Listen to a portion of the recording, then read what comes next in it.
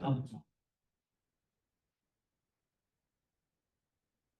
Tenemos a 6 personas, o sea, que Dina, Jennifer, Mayra,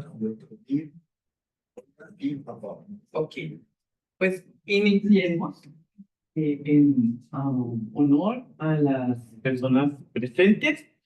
Imagino que el resto va a ir llegando. Lamento que no haya más presencia al inicio porque este es un tema verdaderamente importante. Sebas, el micrófono es... Sí, ok. Y es un tema que traigo a colación gracias a María Adelaida, a quien agradezco por su interés en temas de ética y es por ella que se programó la cuestión.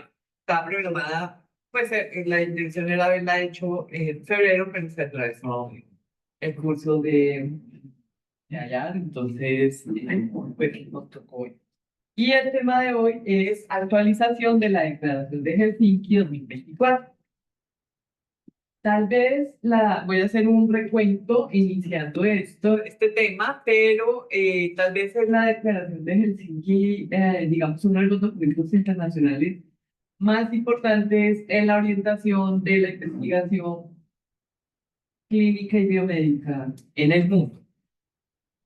Y pues, ¿cómo empieza la comunicación de los cambios de la versión en el 2004? Ahora les voy a hacer un recuento de lo que ha pasado con la declaración, pero empieza, hay una de los números de JAMA, el de octubre de 2024 está completamente dedicado a la actualización de la declaración y traje pues esta imagen porque ellos hablan de ética moderna para la investigación médica. Un poco lo que hizo esta versión de la declaración ha sido recoger la pandemia y los aprendizajes de la pandemia eh, y, eh, y el desarrollo tecnológico que se ha dado en los últimos años, que además es vertiginoso. Eso es lo que realmente se incluyó en esta versión.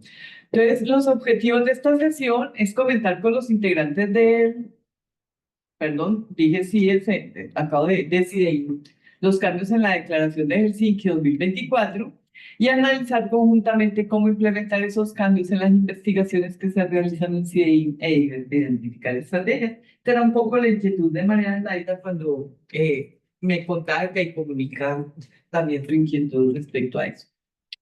Un poquito de contextualización.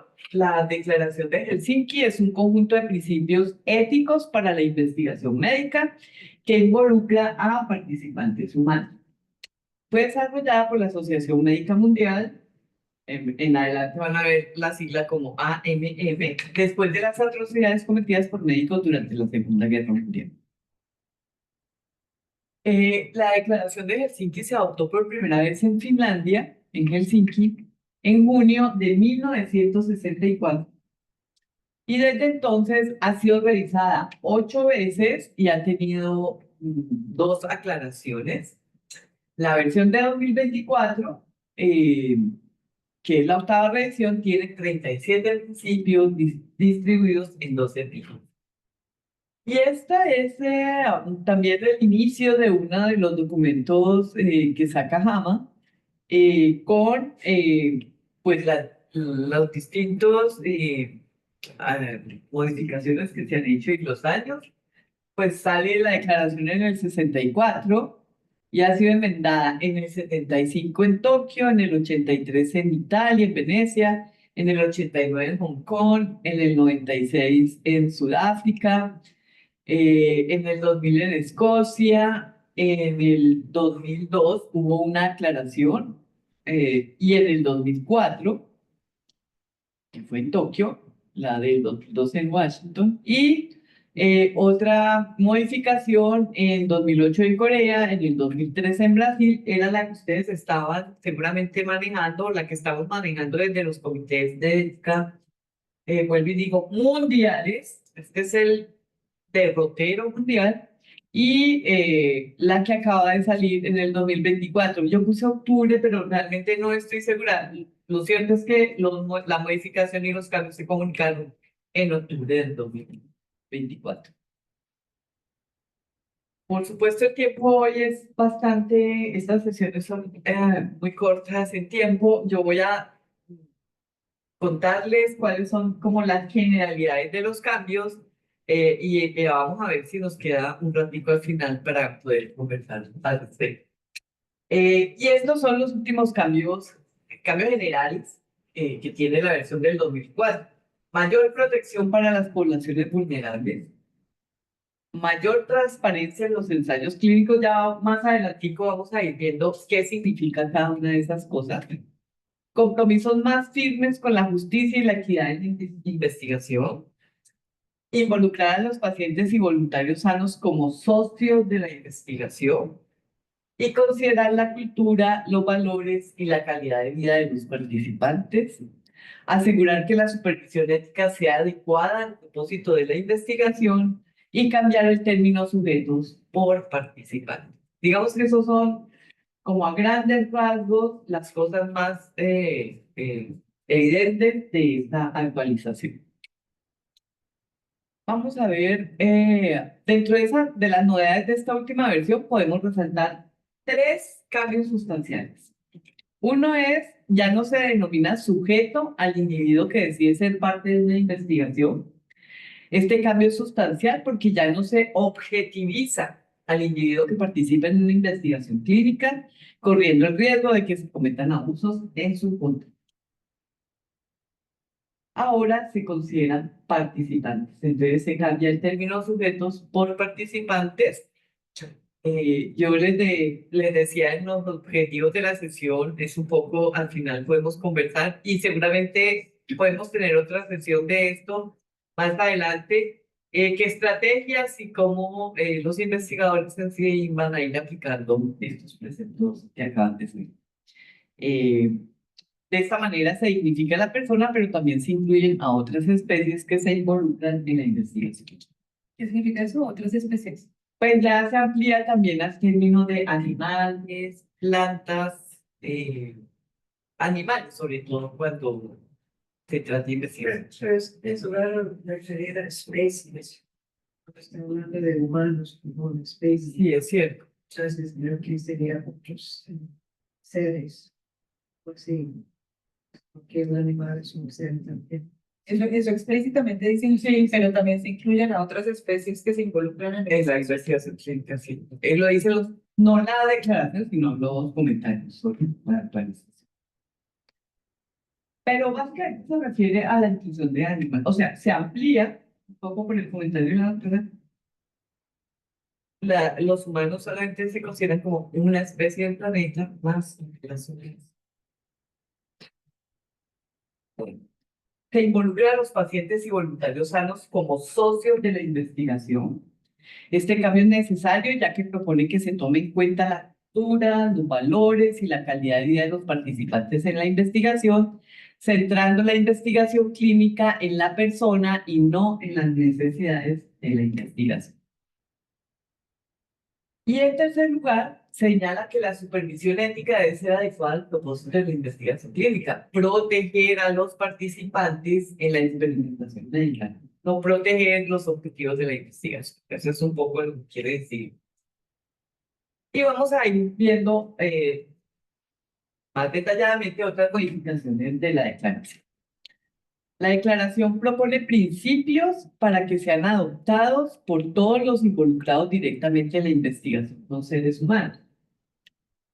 A diferencia de las versiones anteriores en las que solamente se referían a la investigación clínica en el marco de la relación médico-tratante, que además combina su labor con la investigación y su relación con el paciente, que a su vez es participante de la investigación, ¿no? Allí cuando se hace investigación clínica, sobre todo en los hospitales, que es un poco una modalidad que predomina en Colombia, pues hay una mezcla de todo con todo, ¿cierto? El médico tratante se vuelve investigador, el paciente es paciente, pero también es participante en la investigación. Bueno, allá hay una mezcla interesante que abordar. Propone que la investigación siempre se lleve a cabo por personal calificado. De ahí que en esta nueva versión mencione particularmente las responsabilidades de las organizaciones involucradas en la investigación médica y a los equipos de investigación. Además, considera no solo a los pacientes, sino a los participantes, que son personas sanas que han decidido voluntariamente participar en un ensayo clínico. Ya lo vimos antes, ellos son socios.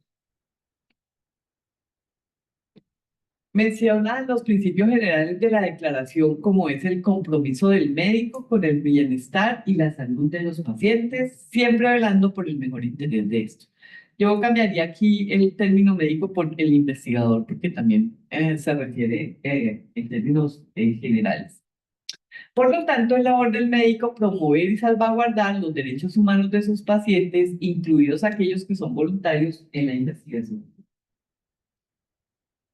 Se considera cómo se distribuyen los beneficios y las cargas dentro de la investigación clínica y cómo las comunidades deben beneficiarse del producto de la investigación, especialmente en emergencias de salud pública. Entonces, esto era un poco lo que mencionaba al principio. Esta versión está recogiendo también los aprendizajes de la pandemia que se trasladan y con un énfasis importante en el tema de salud pública. Qué pena, Constanza, yo te hago una pregunta porque estoy reconfundida. Lo que yo recuerdo de lo que leí de la versión de Helsinki 2024 es un documento de 2 páginas. No, es ¿Ah? ¿3? ¿Qué? Perdón, ¿cómo? pues es un documento, grande, No, entonces quiero entender eso porque porque entonces fue una síntesis, de pronto fue, ahora miramos, ¿qué tan largo es la declaración de Helsinki? yo no me acuerdo, pues ahora miramos el documento que yo no tenía aquí, sí, al final podemos mirar. Pero estos comentarios salen de el sinnúmero de comentarios que hubo en Mama en esta versión. Pero es que entonces a lo que voy es, bueno, en mi memoria digamos que es un documento largo, pero como tú decías, hay 37 principios, ¿cierto? Esos principios literalmente son unas frases que están en la declaración y tal vez eso es lo que yo leí, los principios de la declaración. Entonces, estos son interpretaciones porque en esos 37, por ejemplo, lo de animales no aparece. Lo que es evidente es un cambio en la relación con el participante y en la inclusión preinicio del proyecto de las comunidades de los participantes y demás. Entonces, quisiera entender estas cosas que tú nos estás trayendo son Esto sale de los comentarios. Son dos comentarios al respecto de la... pero entonces son como ¿Opiniones? normas, son opinión. No, pues yo diría que no son opiniones, es un análisis, es el resultado de la comparación de los dos documentos. Pero podemos mirar ahorita y si quieren al final de cuando termine la sesión, yo les puedo enviar algunos, yo ya te había enviado uno a ti, el de participantes, que tienen razón, es uno de los énfasis mayores, pero te puedo reciclar otros. Sí, no, es tal vez más bien como entender. ¿Qué fue lo que leíste? ¿Qué fue? No sé lo que leí, sino cuando nosotros, digamos, como investigadores decimos, queremos entender la declaración de Helsinki. Si usted va y se mete la declaración de Helsinki, le sale esa cosita de los 37 principios. Al menos eso fue lo que encontré yo, el documento oficial de los 37 principios. Entonces, si yo como investigadora leo eso, pues yo digo que yo voy a asegurarme de entender muy bien estos 37 principios, pero no es como tan alineado con esto. Entonces, Claro, tú lees los principios igual, lo interpretas dependiendo de tu contexto, de tu evolución, de tu situación. Esto es parte de lo que aparece en en toda esta documentación de Hammer, que fueron muchos autores los que se refirieron.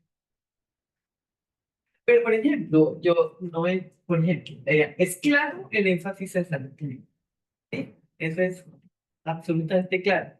Y de pronto decir que recoge lo de la pandemia es, digamos, mi cosecha, pero es verdad. O sea, son los aprendizajes de la pandemia. Esto, por ejemplo, se refiere básicamente a la salud pública. Antes no era, incluso la declaración del 2013 no era tan clara en cómo nos miramos en el contexto. Era muy centrada en la relación médico-paciente y en la relación clínica. Este es uno de los productos. Y lo otro que también puede ser una cosecha ya es por el desarrollo tecnológico que va a mil, ¿sí? Y solamente traer a la mesa el tema de equidad, que también yo celebro que por lo menos lo están considerando, o al menos, volvemos a los temas, al menos así lo leo yo, que parte de los principios y de la modificación está recogiendo eso. Esta actualización hace hincapié en que la investigación médica debe ser sostenible, lo que pone en el panorama del cuidado ambiental. Por lo tanto, cuando se realizan ensayos clínicos, se deben considerar y minimizar los riesgos ambientales.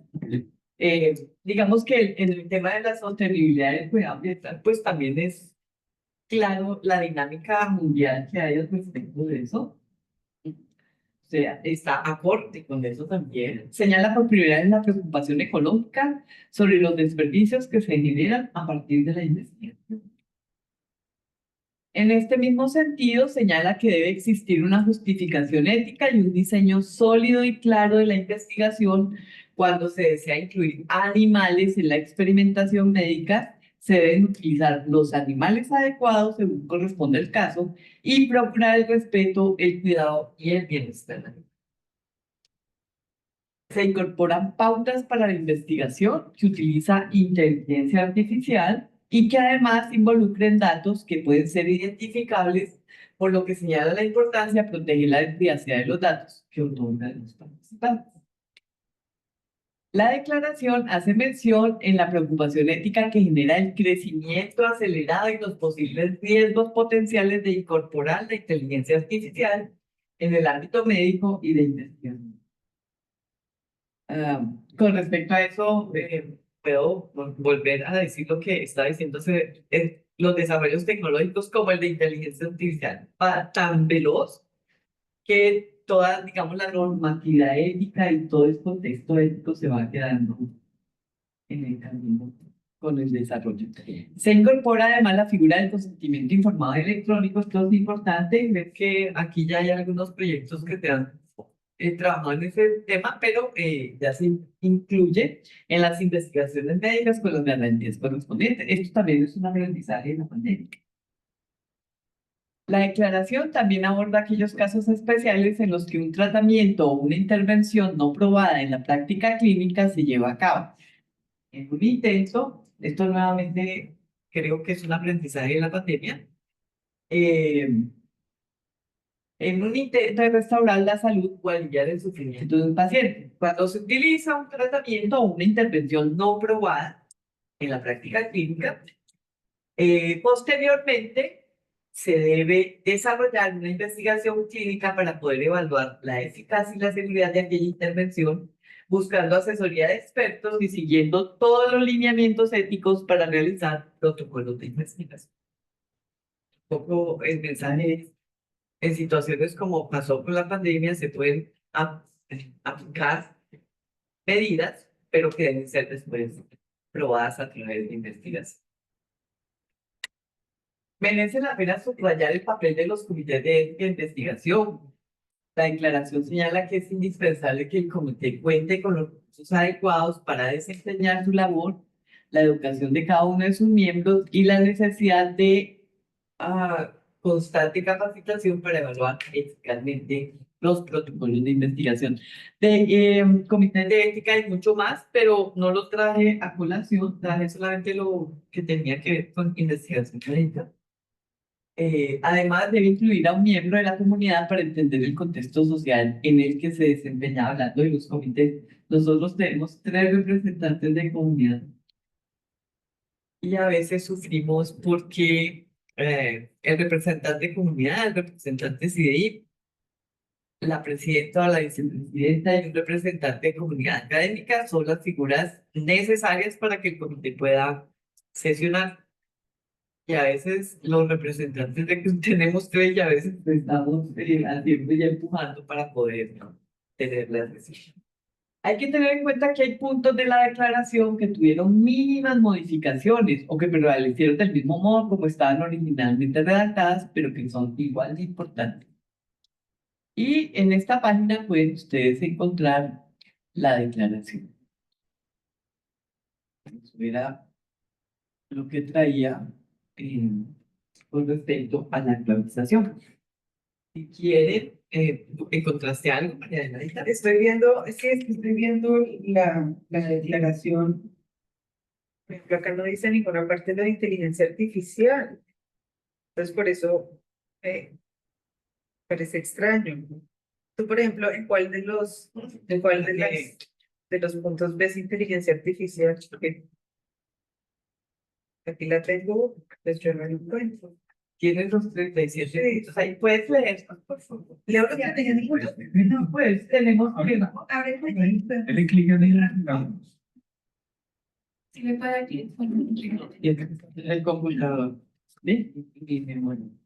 Lo de los animales lo habla es no con relación al cuidado de los animales, sino a que los animales se tienen que utilizar en el contexto de investigaciones según los protocolos, la literatura que existe para justificar realmente el uso de animales. Hay uno en español, en la página de Pajo. No, métete a la página pon arriba Declaración de Helsinki 2024 y ahí te sale esa página. Aquí está en español. No, es que lo traducí. Mírale esta.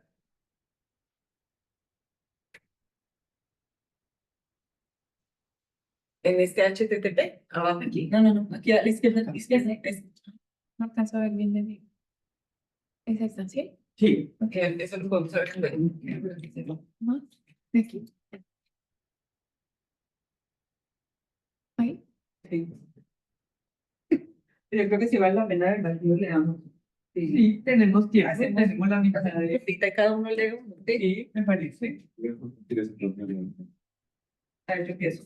La Asociación Médica Mundial ha desarrollado la Declaración de Helsinki como una declaración de principios éticos para investigación médica con participantes humanos, incluida la investigación que utiliza material humano o datos científicos.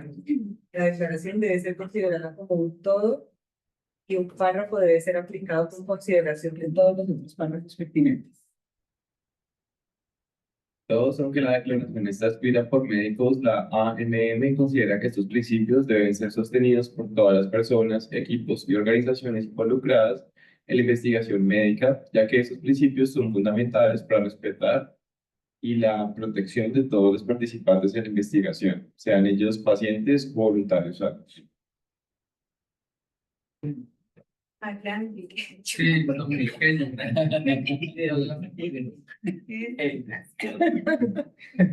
En general, la Declaración de Ginebra vincula al médico con la fórmula de la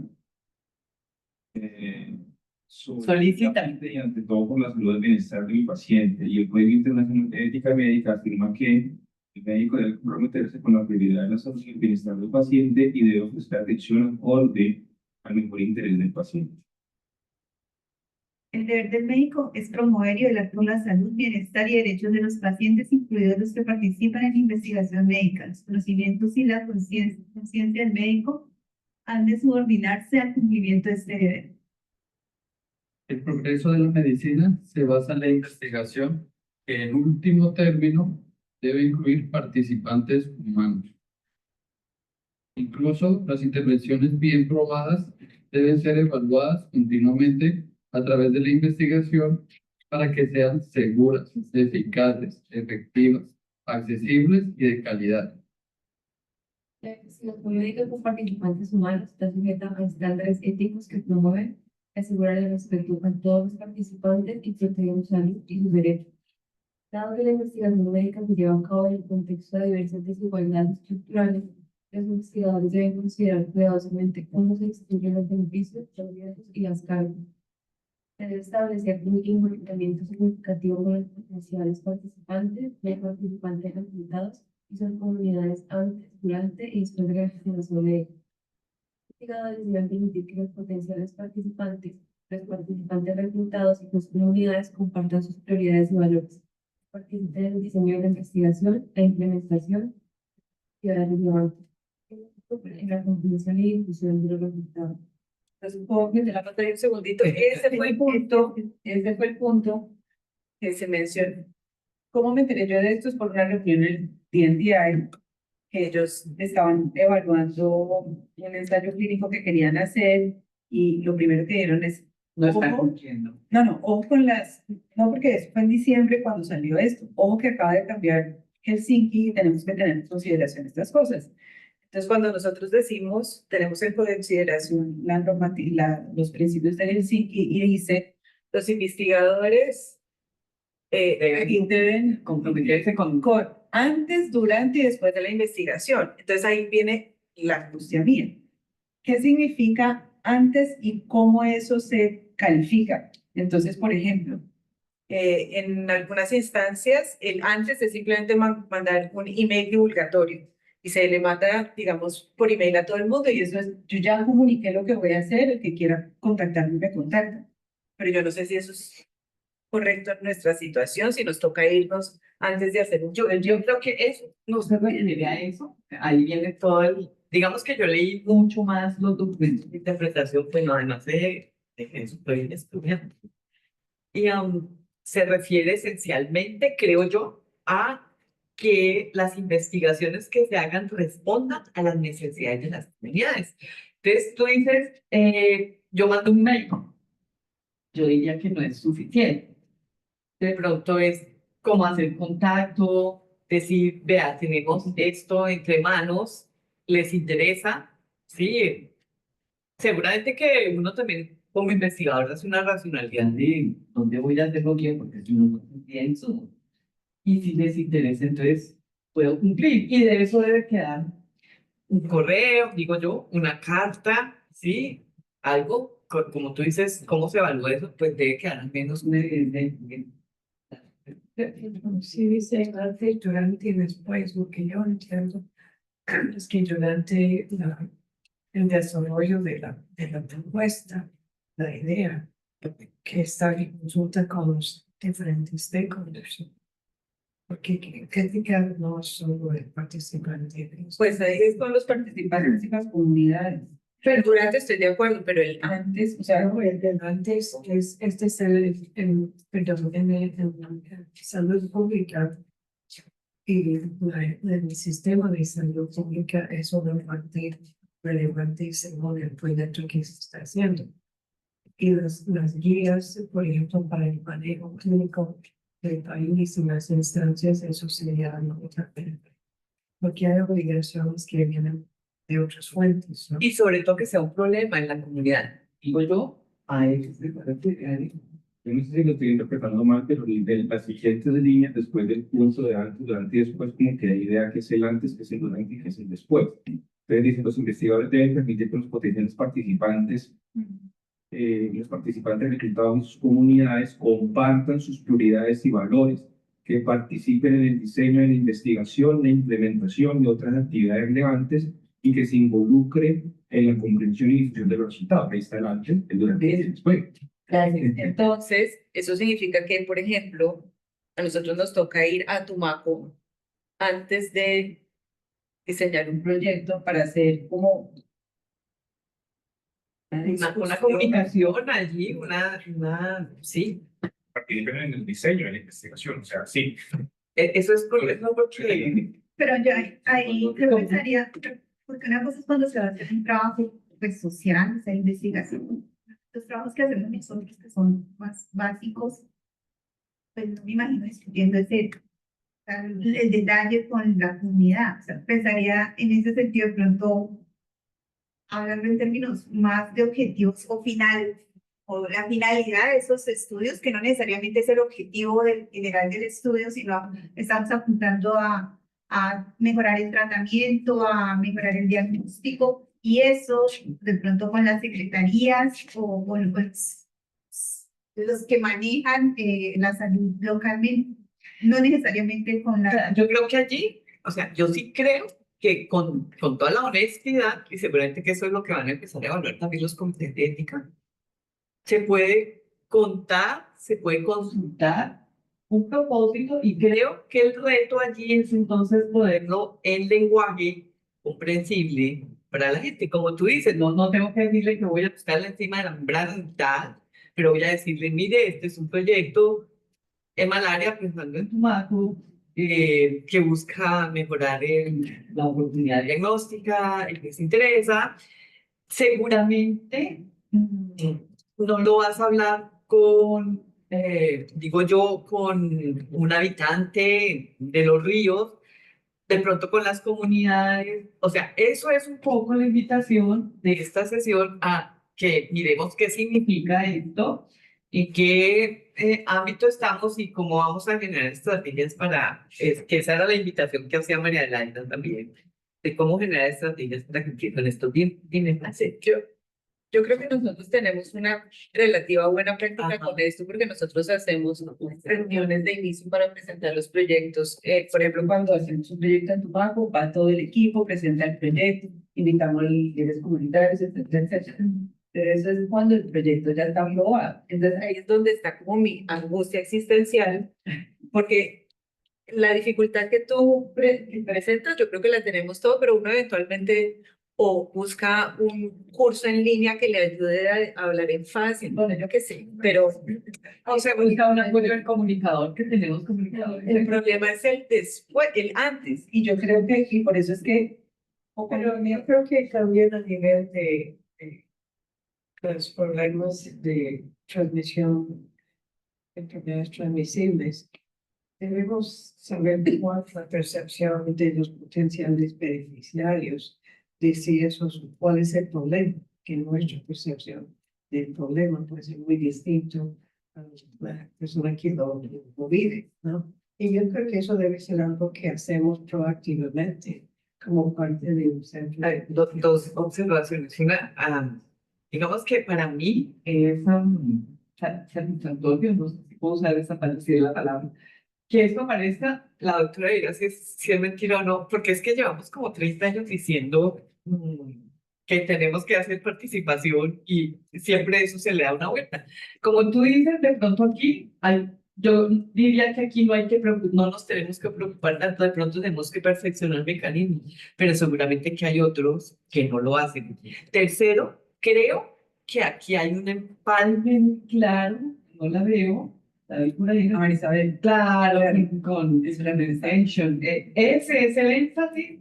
Y si me permiten, ya de mi cosecha y de mi interpretación, yo creo que muchos de los principios que yo leí, lo que yo interpreto, también es una profundización de la democracia en todos los campos, que es un poco el discurso que hay en el mundo, también como el discurso ecológico. ¿Vale? Milena tiene la mano levantada. Dale. Hola. hola Milena. No, pues que escuchando la discusión estaba pensando que claro, que siempre se debe informar o llegar a la interlocución con las comunidades, pero estoy de acuerdo en que no siempre es tan fácil porque digamos que para una persona no investigador entender el valor de la investigación no es tan simple. Puede estar como algo muy lejos de ser usable o de ser útil en términos prácticos no solo para la comunidad, incluso también para el mismo sistema de salud.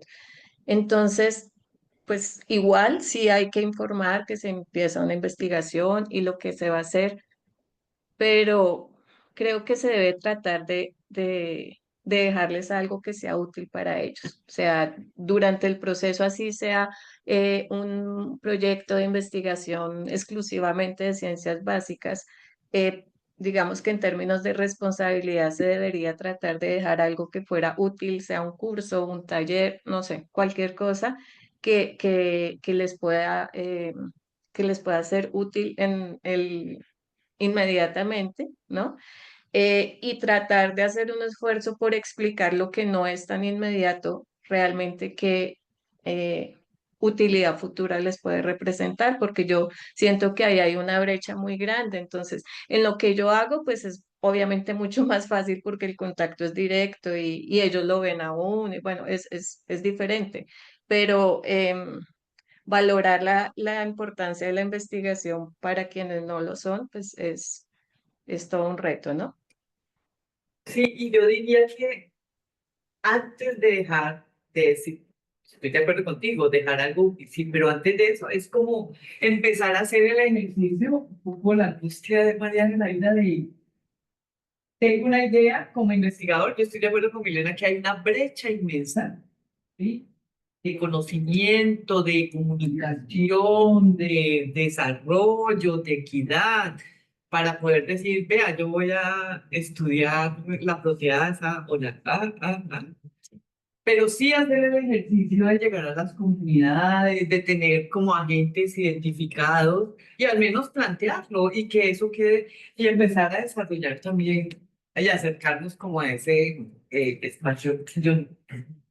Hay instituciones que tienen como un comité de asesoría a la comunidad, donde la comunidad, no necesariamente el detalle, por ejemplo, que decía Olga, pero sí que la comunidad reconozca que por ejemplo, la leishmaniasis es un problema y eso. Y antes de hacer el protocolo, no puede tener una reunión con miembros de la comunidad para discutir qué tan aceptables son los procedimientos. Y eso es parte como cultural. Por ejemplo, en el proyecto de las mujeres trans, que nosotros hicimos, antes de hacer el protocolo nos reunimos con ellas y ellas pidieron que cambiáramos el nombre del estudio,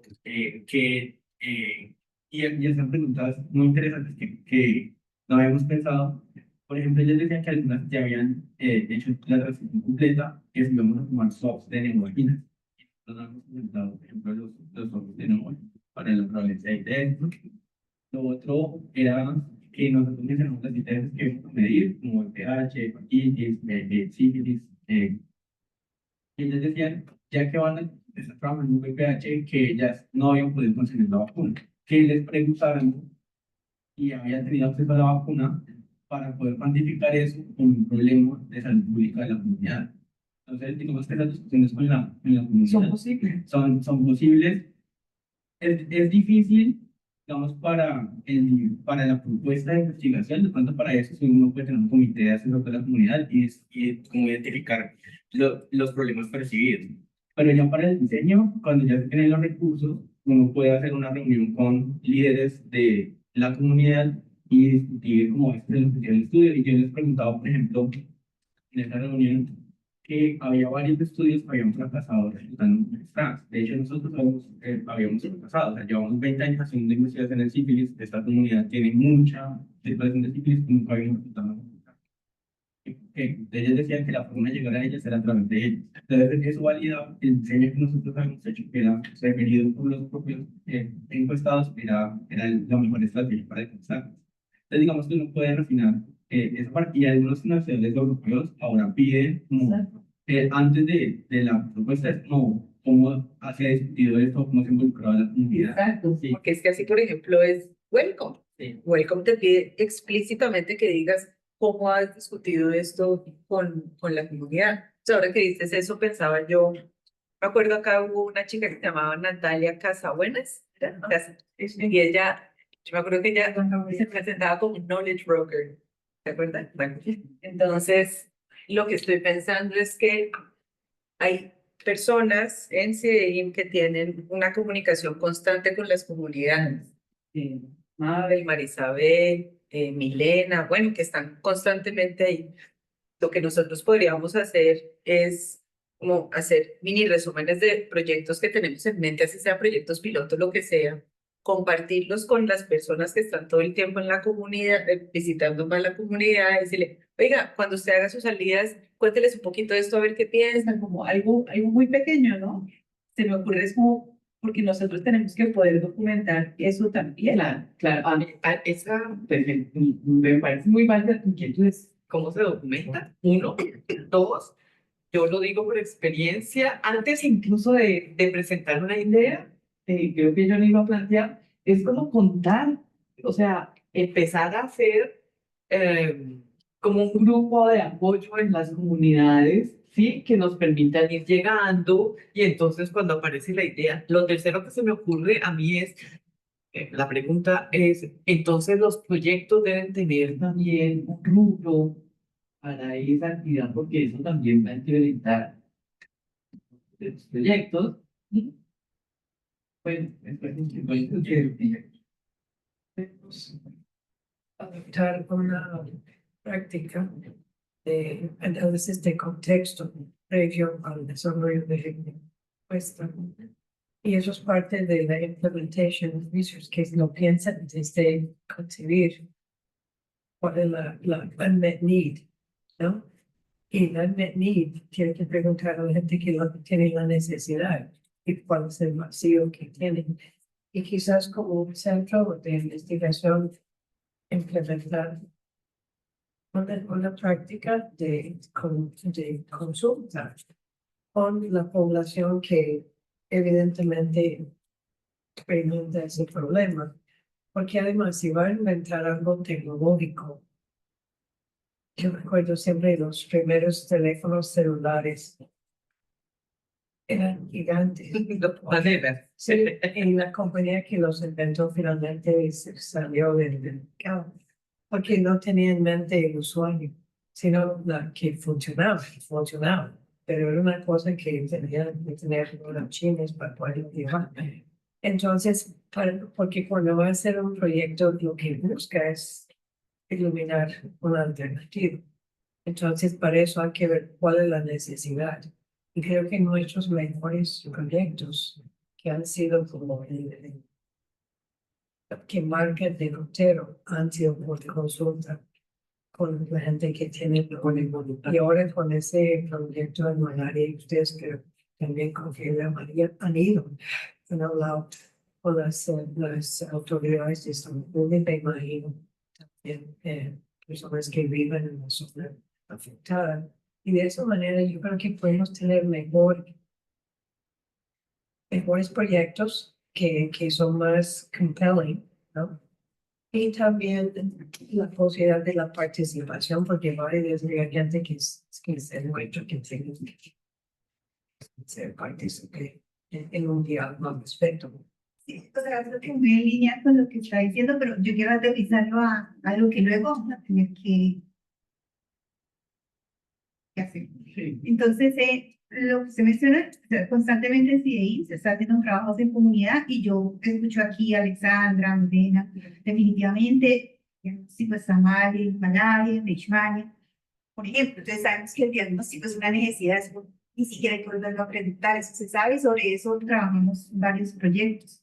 Entonces, de pronto es hacer que eso quede documentado como lo que es la o sea, inicial, y eso no tiene que financiarlo nada, eso se está haciendo constantemente, solo que documentarlo, y el proyecto que se genera puede ser un piloto o uno más grande que esté enfocado dentro de esa necesidad, pues ya tiene ese documento como en la fase inicial. Luego ya hay que plantear los mecanismos para lo que es durante y después que cada proyecto genere con el comité que de pronto usted menciona. Nosotros hablando de un comité, va a ser en identificar una pregunta de investigación. Y con ese y yo creo que los mismos investigadores no delegar a Alexandra, a otra persona que lo haga. Estos investigadores deberían participar en la identificación de cuál es el problema. Eso es hacer investigación. Sí, la comunicación es lo que dice Julie. No es delegado. Tú me estás hablando Que me un segundito. Yo no estoy diciendo de delegar, no, sino ¿cómo lo hace? asegurarnos que tenemos una comunicación constante con la comunicación de todos los temas que trabajamos. Entonces, aquí voy con eso. Cuando Milena va a hacer su trabajo, Marisabel o yo o cualquiera, habla exclusivamente de lo que viene a hacer. No habla en general de CIDEIM, de los proyectos que se hacen en CIDEIM, del tipo de investigaciones que nos interesa. Eso no es tan común. Entonces, lo que estoy tratando de pensar es cómo hacemos para que esas comunicaciones sean un poco más inclusivas, de forma que empecemos a tener un poco más de sensibilidad de la comunidad a lo que también hacemos nosotros. Porque yo, por ejemplo, o sea, entiendo que uno tiene que encontrar la pregunta de investigación con relación a las necesidades, pero, por ejemplo, alguien que haga investigación más translacional básica, entre comillas, pues es muy difícil.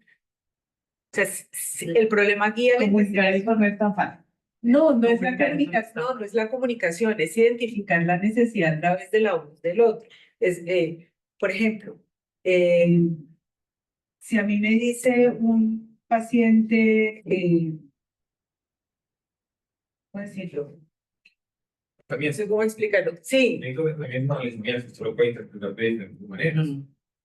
Por ejemplo, para mí yo diría entender cuáles son los epítopes que despiertan una respuesta inmunológica protectora es importante previo al desarrollo de un tratamiento eficiente, por ejemplo, ¿no? Sí. Pero entonces eso nos da para mucho más. Sí. Es que le fuerza a pensar en la implementabilidad de lo que va a generar que investigar la investigación. Y muchas veces estamos más en responder desde el entorno que en las implicaciones para un tratamiento que va a ser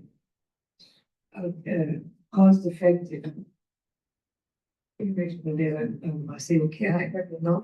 Entonces, creo que eso es muy sano que pensamos, pero creo que estamos como, hay una brecha al principio en la interacción para entender el problema desde la persona que lo experimenta, que no solo el paciente, también es el sistema de salud, la comunidad, porque la implementabilidad va a depender mucho del sistema de salud. Sí, yo estaba pensando eso ahorita y es necesariamente la comunidad y son solo los participantes, porque a veces No, todos, exactamente, Todos los factores de la totalidad. las necesidades, o siento mucho yo que algunos de los trabajos que se hacen aquí son dirigidos directamente para solucionar problemas de una persona que está enferma, un paciente mismo, de pronto del sistema de salud, ayudar a los profesionales de salud a mejorar sus tiempos, sus cosas, como entonces digo yo ahí, ¿será que están enfocando bien de pronto la comunidad o le están preguntando a los que son realmente? Porque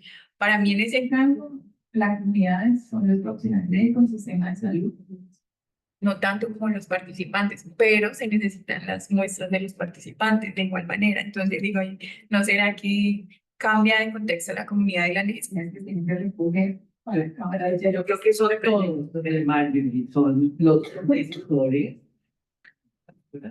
los del sistema de salud, las autoridades, pero también la gente de la comunidad que es la que va a poner. Milena tenía. Puede ser hasta la industria, porque Em, no, sí, doctora, Milena. interrumpí. Bueno, no, que estaba pensando que sí, claro, pues no todos los proyectos tienen que ver con pacientes directamente, pero sí la idea que pues dice María Adelaida de al menos hacer una consulta así sea informal es una buena práctica y ver qué se puede incluir, qué puede ser útil dentro del problema macro. O sea, no se puede como pretender que todos los problemas de investigación sean como evidentes o sean sentidos por la comunidad o el sistema de salud, porque pues puede ser que no lo vean y siguen siendo muy importantes de investigar, ¿no? Pero sí se puede acercarles en algo o involucrarlos en algún punto, es que las investigaciones sí deberían incluir algo para la comunidad que les sirva, que no sea tampoco un proyecto paralelo o algo, digamos, muy complejo que pues porque no todos los proyectos tienen esta parte social tan clara y no hay que forzarlo tampoco, pero algo sí pueden dejar. Y no es solo formación, algo pueden dejar, no sé, en los laboratorios, alguna cosa que les pueda o que se pueda agregar al estudio que sea sencilla y sea de utilidad en términos, por ejemplo, de consolidar información o de alguna ayuda para en los sistemas. Bueno, ellos tienen muchas necesidades, hablo del sistema de salud también, en los que se podría aportar. Desde algo muy, como, muy sencillo, muy bien pensado, sin que exceda pues el planteamiento y el tema de la investigación. Sí, pero si quieres seguimos.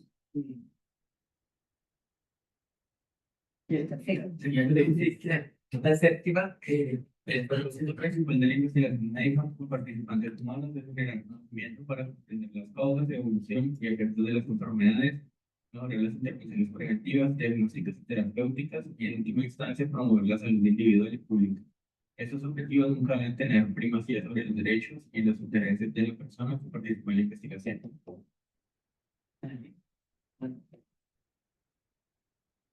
El 8. Si bien durante las emergencias de salud pública pueden necesitarse urgentemente nuevos conocimientos e intervenciones, sigue siendo esencial defender los principios éticos de esta declaración durante estas emergencias. En la investigación médica, el deber del médico proteger la vida, la salud, la dignidad, la integridad, autonomía, la privacidad y la confidencialidad de la información personal de los participantes de la investigación.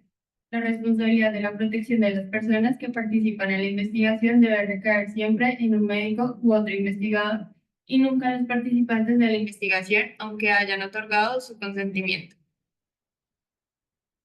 Los médicos y otros investigadores deben considerar las normas y estándares éticos, legales y jurídicos para la investigación con participantes humanos en el país o países en los que se originó la investigación y donde se realizarán, al igual que las normas y estándares internacionales vigentes. Ningún requisito ético, legal o jurídico nacional o internacional debe disminuir o eliminar cualquier medida de protección para las personas que participen en la investigación establecida en esta declaración. La investigación médica debe enseñarse y realizarse de manera que evite o minimice el daño del medio ambiente y promueva la sustentabilidad ambiental.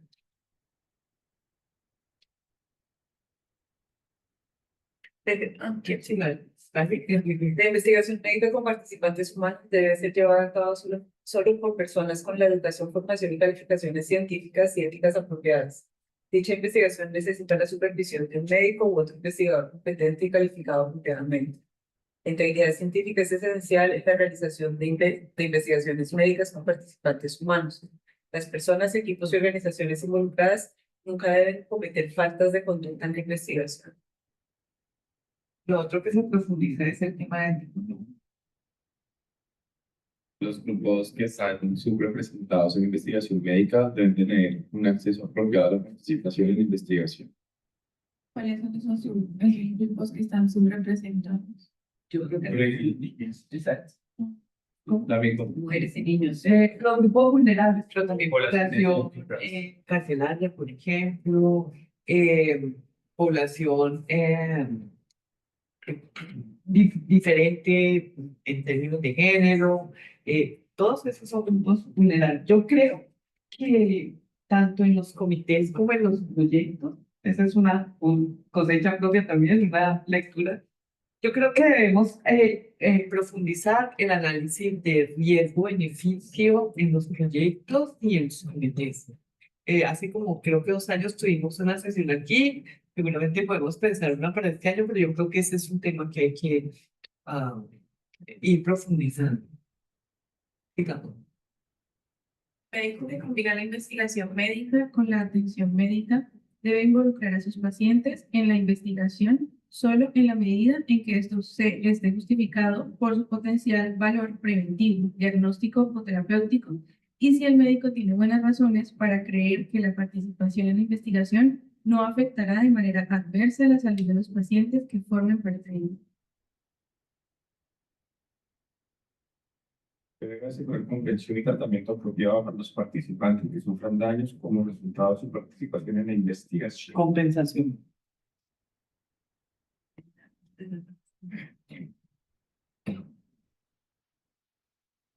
Riesgos, cargas y beneficios. En la práctica de la medicina y en la investigación médica, la mayoría de las intervenciones implican algunos riesgos y cargas. La investigación médica con participantes humanos solo puede realizarse cuando la importancia de su objetivo es mayor que los riesgos y las cargas para los participantes de la investigación. La investigación médica con participantes humanos debe ser precedida de una cuidadosa evaluación de los riesgos y las cargas precedibles para las personas y los grupos que participan en la investigación, en comparación con los beneficios previsibles para ellos y para otras personas o grupos afectados por la enfermedad que se investiga. Se deben implementar medidas para minimizar los riesgos y cargas. Los riesgos y cargas deben ser monitoreados evaluados y documentados continuamente por el investigador. Yo tengo ahí una pregunta. ¿Por qué cambiaron de beneficio a cargas? Porque siento que ya, para mí la palabra cargas es como, de igual manera le va a afectar a la persona, no le va a generar ningún beneficio. Pero es que es un no está conjunto, como- riesgo es minimizar ambas cosas, minimizar los riesgos y las cargas. O sea, ya no es un análisis de riesgo-beneficio, sino un análisis de riesgo y carga. De riesgo y cargas, beneficio. Pero cargas no es beneficio. No, No, por eso Sí, el riesgo es el conjunto. Mira la última. Cuando se determina que los riesgos y las cargas superan los beneficios, entonces como el conjunto, riesgos más cargas. Riesgos, cargas, riesgos, beneficios, cargas, beneficios. Lo que pasa es que yo creo también que si ahí se hace una investigación muy limpia, muy sana, es que hay otros temas que requieren esencialmente temas genéticos, que se están investigando en otros, que se están investigando en otros laboratorios que además tienen unos riesgos severos y que en muchas situaciones representan cargas para los participantes. Sí, Pero cada vez que se tenga yo creo que si me permite de pronto, y si no entiendo bien, yo creo que carga se refiere al grupo poblacional específico al que se está, que se está haciendo la investigación. Entonces, ¿cómo distribuye esa carga en los diferentes grupos? Y de acuerdo a los beneficios o riesgos que tienen. Entonces, por ejemplo, si incluye niños, si incluye mujeres embarazadas, si incluye técnicos, si incluye población afro, eso creo que se refiere con las cargas. Yo, por ejemplo, lo interpreto diferente. Para mí una carga es como, por el simplemente hecho de yo participar en un estudio, voy a tener que dejar de hacer actividades que normalmente están en mi rutina, y me va a implicar una carga en mi vida diaria, que implica que yo ponga esa carga adicional en mi participante. Por ejemplo, no voy a poder ir a mi trabajo en horario laboral y voy a tener que pedir permiso. Y eso para mí como participante ya es una carga. O me toca venirme desde Tumaco hasta Cali porque en Tumaco no tienen la atención, algo así. Eso ya es una carga. Entonces, ¿cómo se involucra eso en el análisis para que se le disminuya esa carga al participante? eso también es una interpretación. Es otra interpretación. ¿Tú ves que el punto? ¿Verdad? No, es que el punto surge especialmente en la investigación VIH. Entonces, en los 90 hacían los ensayos clínicos en África, pero se licenciaba el medicamento en Estados Unidos. Entonces, África asumía toda la carga del estudio, o sea, todo el costo, pues, el costo pues, lo traían las farmacéuticas de Estados Unidos, pero como lo que tú dices, la carga de los participantes y el personal en África para realizar el estudio, para que luego ese medicamento que se demostrara efectivo no estuviera disponible en el país, sino que se licenciaba era para uso en Estados Unidos. Por eso es eso, es como que, o sea, si te va a hacer un ensayo clínico de, por ejemplo, el enacapavid que hicieron el año pasado, que es el mismo que existe, que es una inyección casi y eso hace que se usa debería estar aquí. Se lo hacen a aplicar, usted se compromete como compañía a que ese medicamento va a estar disponible en África. ¿Por qué no continuamos leyendo, Miguel, lo que sigue ahí, que es un capítulo de vulnerabilidad de personas, grupos y comunidades, y entonces ahí tenemos más idea de qué significa carga? Las personas, grupos y comunidades se encuentran en una situación de mayor vulnerabilidad como participantes de una investigación debido a factores que pueden ser fijos o contextuales y dinámicos. Por tanto, corren mayor riesgo de ser perjudicados o sufrir daño. Cuando esas personas, grupos y comunidades tienen necesidades de salud específicas, los considera la investigación médica de perpetuar y exacerbar sus disparidades. Siguiente, los daños de la exclusión deben considerarse sopesarse frente a los daños de la inclusión. Para ser incluidos de manera justa y responsable en la investigación, deben recibir apoyo y protección específicamente considerados. Investigación médica para personas, grupos o comunidades de especial vulnerabilidad solo justifica se responde a sus necesidades y prioridades de salud y si la persona, el grupo o la comunidad se benefician de los conocimientos y las prácticas o las intervenciones resultantes. Los investigadores pueden incluir a personas en situaciones de especial vulnerabilidad cuando la investigación no puede realizarse con un grupo o comunidad vulnerable o cuando su institución perpetúe o se hacen sus disparidades. Entonces no es incluirlo siempre. No, sí. O sea, es distribuir No, pero los riesgos, es distribuir los beneficios y es distribuir la carga, que es como la... no, pero es que cuando tú dijiste grupos menos representados no significa entonces grupos vulnerables. Grupos menos representados sería en ese caso lo que decía Johnny de niños y mujeres, porque acá claramente dice los vulnerables solo cuando no se puede hacer en los otros o cuando no incluirlos evite exacerbe disparidades. Por ejemplo, uno puede hacer investigación con prisioneros si el resultado de la investigación no es para mejorar las habilidades de las funciones o las enfermedades que se transmiten en esa población. O sea, sí, subrepresentados no es vulnerable. Aunque pueden ser, por ejemplo, los niños son subrepresentados y son más vulnerables. Entonces, si hacer un ensayo clínico para un médico para leishmaniasis, debería incluir niños porque están subrepresentados, o sea, no hay evidencia casi para los médicos con niños, pero son unas poblaciones vulnerables. O sea, solamente va a venir a incluirlos si ese ensayo clínico va a mejorar el tratamiento del niño, que el día, si es bueno, Requisitos científicos y protocolos de investigación. La investigación participante debe tener un diseño y ejecución científicamente sólidos, rigurosos, que tengan la probabilidad de producir conocimientos confiables, válidos y valiosos y eviten el desperdicio de la investigación. La investigación debe ceñirse a los principios científicos generalmente aceptados y basarse en un profundo conocimiento de la bibliografía científica, otras fuentes relevantes de información y experimentos adecuados de laboratorio y con animales según corresponda. Debe respetar el bienestar de los animales utilizados para investigación. El diseño y la realización de toda investigación médica con participantes humanos debe describirse y justificarse claramente en un protocolo de investigación. El protocolo debe hacer referencia a las consideraciones éticas involucradas y debe indicar cómo se han considerado los principios denunciados en esta declaración.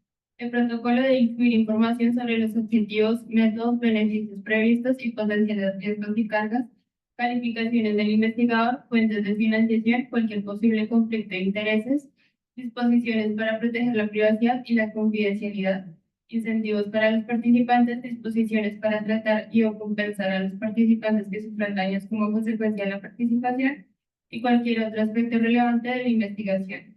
En los ensayos clínicos, el protocolo también debe describir cualquier estipulación posterior a la realización del ensayo. Bueno, aquí viene lo que tiene que ver, pues en aras del tiempo, los temas de comités, puede seguir pasando. Dale, dale. Cerca de todos. Pero si hay confidencialidad, entonces dale. Pero todos Sí, sí. Y podemos verlo en otra sesión, porque creo que, digamos, la pregunta clave que trae María Laida a esta sesión es cuáles son las estrategias, cómo podemos hacer esto y cómo podemos ir. Dale. Placebo, estimulaciones post-ensayo, justificación de la investigación y difusión de los resultados, intervenciones no probadas en la práctica clínica. Ya vimos ese pedazo. El número 20. Sugiero que cuando vemos que hemos leído previamente y marcado áreas de particular inquietud, para que ese es el, que eso leerlo así no se capta tanto cuando está leyéndolo individualmente en el contexto del documento. Debemos leer el documento individualmente, además y colectivamente. Y en cuanto a algo que podía calificar como un análisis de contexto, que puede darle otro nombre también. Y pienso que quizás institucionalmente debemos introducirlo como buena práctica requerida. No es el narrador de inicio. Es decir, algo que se hace y se documenta, porque si no es muy fácil de saltarlo, porque tantas otras cosas que parecen más urgentes, pero creo que va a ser una inversión, no tanto cumplir, sino que vamos a hacer los temas relevantes y también vamos a aprender cantidad de cosas. que Milena nos dé un crash course en análisis de contexto. Pues ese es implementation research, ¿no? Bueno, que no tenemos mucho de análisis. Sí, sí. Alexandra, sí, yo que revise toda la para eso, ¿no? Y eso tiene análisis de riesgo-beneficio. Eso a mí me parece que es importantísimo profundizar en ese tema. Por ejemplo, voy a poner un ejemplo. Algunas investigaciones se hacen en la población de la Fundación Valle de Lili, ¿cierto? Sobre todo pensando en esos proyectos de medicamentos y demás. Y es con la población que acude a la fundación. Siempre mi pregunta ha sido, ¿eso es población vulnerable?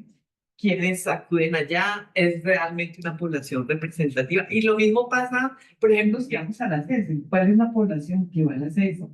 Allí yo creo que hay un sesgo, ¿sí? Eso es un poco el análisis. Sí, yo no. Lo que era por eso, porque hay un documento de la Organización Médica Mundial, las declaraciones, entonces hay declaraciones en uso de inteligencia artificial, que detallan un poquito más el uso de animales, además de eso. Aparte de la Aparte de eso. de pronto esas eran mis que... No, ahí está el punto, ahí está el punto de animales, ¿sí lo viste? Sí, Que es solamente como un enunciado, pero yo supongo que conecta con lo que hay de elaboración detrás de eso. Pues ya que mencionaste, lo estoy revisando, creo.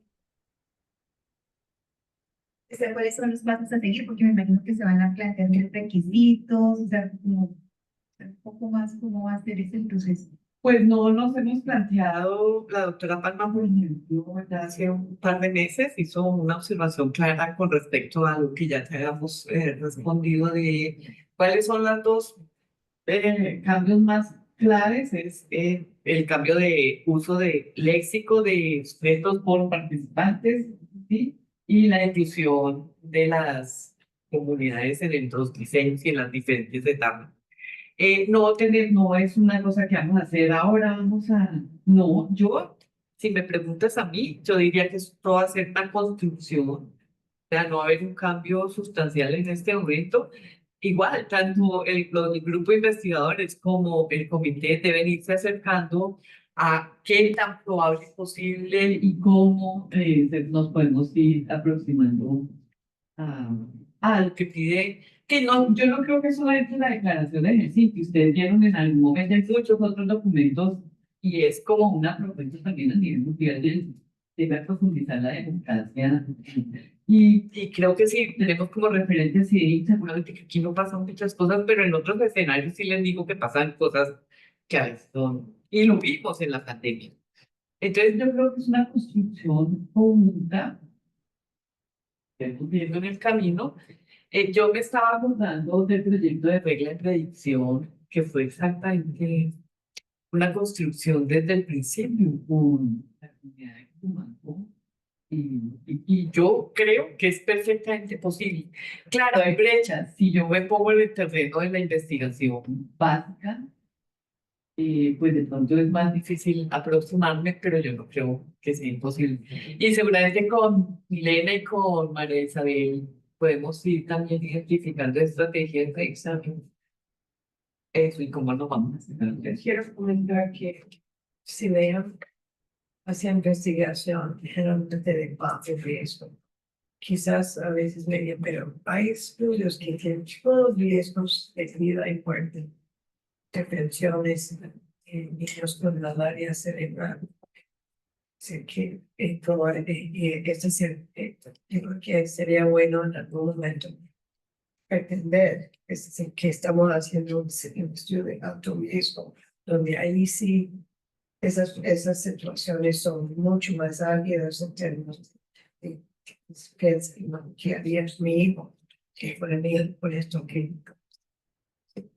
Sí, doctora. Y a mí me gusta que se mantenga el escenario para si llegan proyectos de alto riesgo, digo yo mantener el escenario es porque nos certificamos, porque tenemos las condiciones y mantener el escenario si llegan proyectos de más alto riesgo. Realmente nosotros lo tenemos primero investigación de bajo riesgo, pero por ejemplo el proyecto de Johnny, yo diría que fue un proyecto de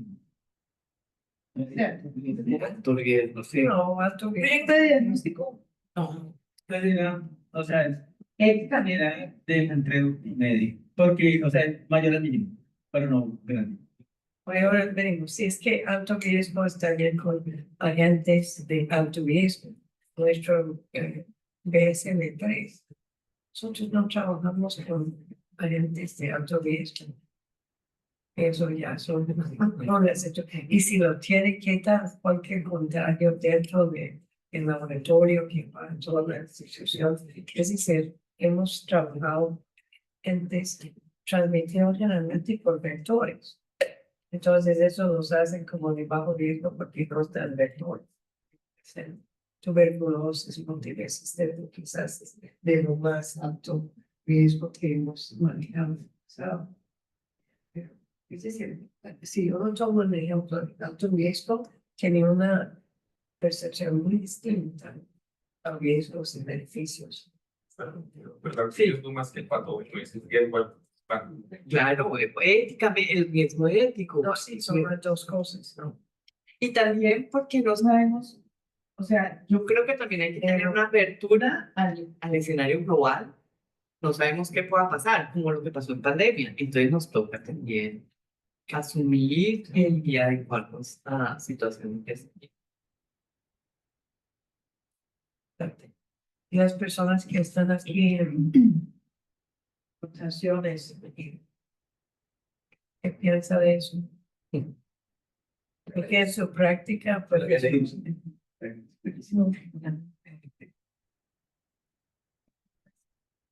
Es interesante, la verdad. Sí, sí es difícil la discusión porque toca empezar a implementar sobre y es complejo, ¿no? Involucrar a la comunidad, pues está bien decirlo acá, pero no es el momento de hacerlo de verdad. Plantear las estrategias y gracias. Muchas gracias. gracias.